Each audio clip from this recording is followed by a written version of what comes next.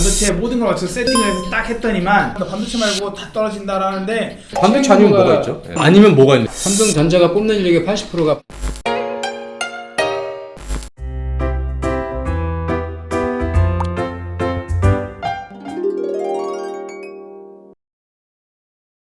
반도체가 계속적으로 갈 것이냐, 방향을 틀어야 되냐, 아니면은 저는 지금 다시 반도체를 도전을 해야 되냐, 뭐 이런 고민들이 굉장히 현실적인 고민이거든요, 실은.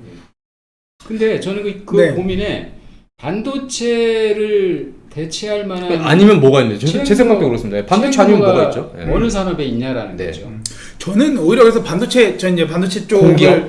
아니 공기업보다도 반도체 쪽을 저는 이제 많이 아니까 우리 친구들 솔직히 해주고 싶은 말은 이게 있으니까 반도체 시장이 얼어붙어서 어떡하죠 막 이런 얘기들 하는데 어쨌든 한 번 정도는 지금 뭐 대한민국이든 전 세계적으로 안 좋아질 것이다, 엄청 안 좋아질 것이다라는 얘기는 해요. 그게 예전에 뭐 저희가 예전에 뭐 IMF 때도 그랬고 2008년도 뭐 그때도 세계 경제 위기 때도 그랬고 그리고 또 한 번 그 텀이 또 와서 좀 힘들 것이다라는 얘기는 하는데 그럼에도 여러분들 지금 SK 같은 경우는 어쨌든 지금은 영업이익이 이번에는 엄청 안 좋았지만 다시 찍고서 바닥 찍고 올라간다는 얘기처럼 지금 뭐 용인에다도 공장 짓고 라인 짓고 하잖아요 자꾸. 그러면은 예전에 여러분들 기억나실 거예요. 2, 3년 전에 삼성이 평택에 라인 찍을 때 정말 많이 뽑았습니다. 정말 많이 뽑고 그 사람들 뽑는다라고 그때는 정말 어마무시하게 뽑았었거든요. 그때 당시 기억나시죠? 2, 3년 전에. 그러기 때문에 절대로 희망을 절대 버리실 이유는 없고 그리고 나사모 선생님께서 얘기해 주셨는데 모든 학생들은 2, 3년 뒤를 선생님 생각하고 뽑는다고 하셨잖아요. 회사들이. 아무래도 왜냐면 실생활이 들어와서 1년은 교육받아야 되고 그 다음에 1년은 업무 적응해야 되고 그 다음부터 쓸 수 있기 때문에 그런 로드맵을 갖고 뽑는다라고 생각을 하시고 오히려 그런 거를 보기 때문에 올해 최대한 조금 이번 하반기에 더 줄이지 않았을까. 그래서 저는 내년부터는 그래도 다시 조금 갈 수 있지 않을까라는 희망, 뭐 힐링 상담소에서가 아니라 그냥 반도체인으로서 생각에는 그런 희망이 조금 있다라고 저는 생각을 합니다. 예.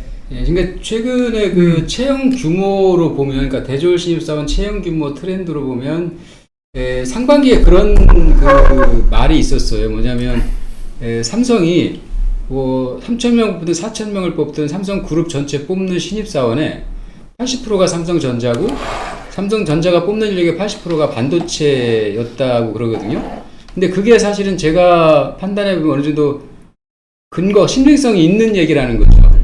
그래서 보면 어쨌든 대졸 신입사원 채용 규모로 보면 전자산업에 대한 이 집중도가 그러니까 그 비중이 자꾸 높아지고 있고 또 전자산업 중에서도 반도체에 대한 그 어떤 쏠림 현상 이게 계속되고 있는데 사실 반도체를 대신할 만한 산업이 없어요. 저희 나라에. 그러니까 잘 아시겠지만 배터리 하는 뭐 LG화학 전지 부분이나 삼성 SDI나 뭐 SK 쪽 보더라도 채용 규모가 그렇게 많지가 않거든요. 네. 예. 그래서 어쨌든 아직도 그래도 반도체 쪽이 그래도 채용 규모상으로 보면 가장 가능성이 있다라고 저는 생각을 하는 거죠. 그러니까 네. 채용 볼륨 기준으로 반도체 산업을 대체할 수 있는 산업은 없죠.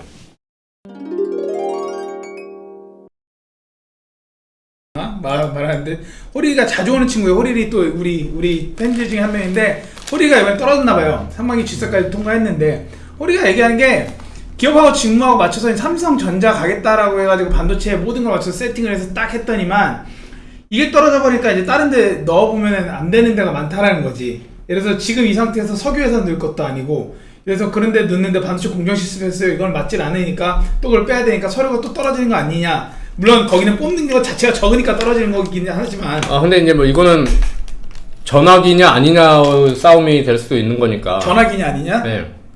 전화기가 과가 전화기냐 아니냐가 이 싸움인 거잖아요. 내가 예를 들면은 뭐 의학 바이오 공학과다라고 하면은 딱 제약이라고 하는 타이틀 달고 있는 산업에는 그분들을 우선순위로 뽑겠지만 다른 과 분들은 지원 못 하잖아요. 진입 장벽이 좀 쳐져 있잖아요. 그죠. 근데 전화기는 어떻게 보면은 바운드리가 조금 넓으니까 그러면은 호릴 씨도 마찬가지지 뭐. 이건 어쩔 수가 없어. 이건 불가항력이야. 전자가래. 우리 전작가래요? 전작가면은 그래도 다른 분들보다는 조금 더 나은 거 아니야? 낫긴 한 거 같아. 근데 그래서 이제 만약에 반도체 기업에 반도체를 중심으로 했었다라고 하면은 반도체 말고 RLC 회로도나 아니면 회로 설계나 아날로그 디지털 회로 설계 해본 이력이 있을 거 아니에요.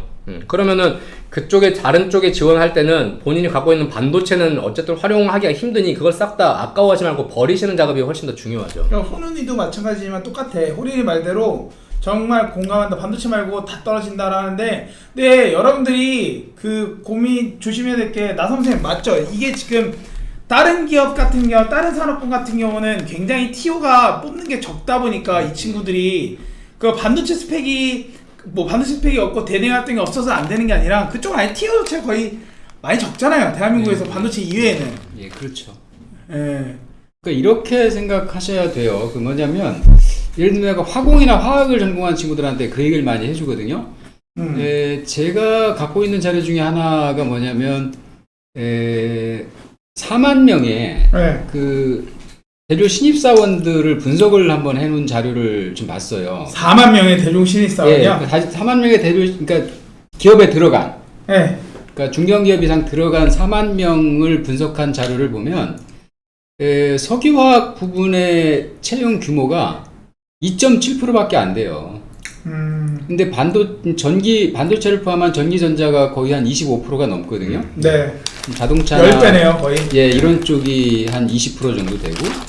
그러니까 사실은 화공이나 화학을 전공했다 그러면 그러니까 이런 거죠. 만약에 전공 관점으로만 생각을 하면 케미컬 쪽을 지원하는 게 1순위잖아요. 그죠?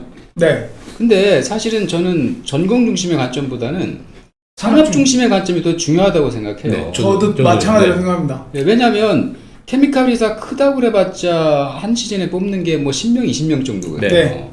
근데 반도체 쪽 회사 같은 경우에 화공 전공자를 100명 이상 뽑으니까요. 네.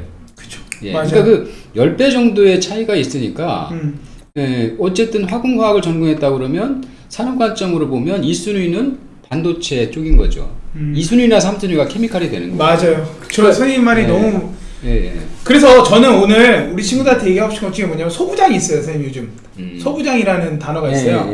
소재산업, 부품산업, 장비산업. 소부장 3대 그 소부장이라고 얘기하는 그 산업을 나라에서는 굉장히 키우겠다 해서 돈을 엄청 쏟아붓고 있기 시작을 했거든요.